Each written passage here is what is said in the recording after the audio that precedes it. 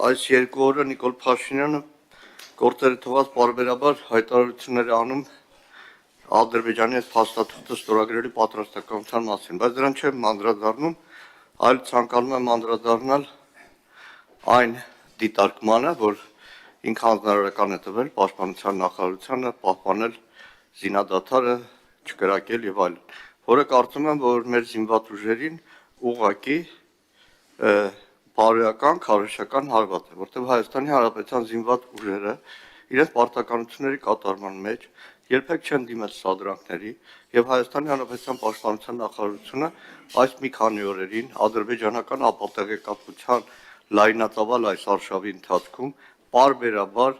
վարկյան հերքել է ադրբեջանական բոլոր ապատեղեկատվությունները եւ Պաշտպանության նախարարությունը պարբերաբար շեշտել է պատրաստակամությունը սահմանում հրադադարի ռեժիմի վերահսկողության եւ այլ բոլոր գործողություններն անելու համար։